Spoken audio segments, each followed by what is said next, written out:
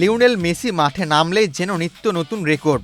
গোল করলেও মাইল ফলক, penalty miss করলেও রেকর্ড, এমনকি শুধু মাঠে নামলেও গড়ে বসেন নতুন ইতিহাস। এখন যেন এমনটা কল্পনা করাই কঠিন যে মেসি মাঠে নামবেন অথচ কোনো নতুন রেকর্ড হবে না।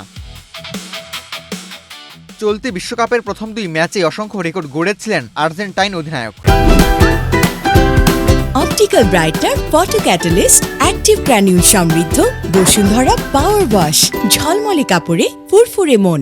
সেই ধারাবাহিকতা বজায় রেখে বিশ্বকাপের ইতিহাসে সর্বোচ্চ গোলদাতার রেকর্ডও নিজের করে নিয়েছেন তিনি। জর্ডানের বিপক্ষে মেসি শুরু থেকে মাঠে ছিলেন না।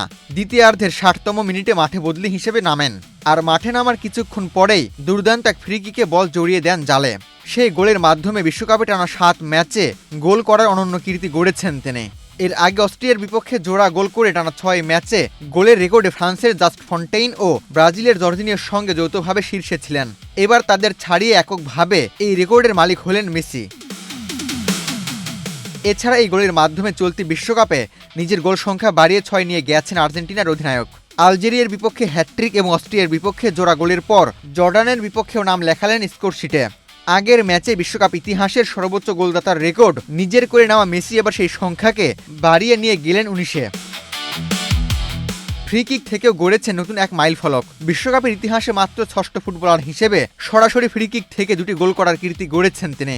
এর আগে 2014 বিশ্বকাপে নাইজেরিয়ার বিপক্ষে ফ্রি কিক থেকে গোল করেছিলেন আর্জেন্টাইন মহাতারকা। এই গোলের সুবাদে গোল্ডেন বুটের দৌড়েও আরও এগিয়ে গেলেন মেসি।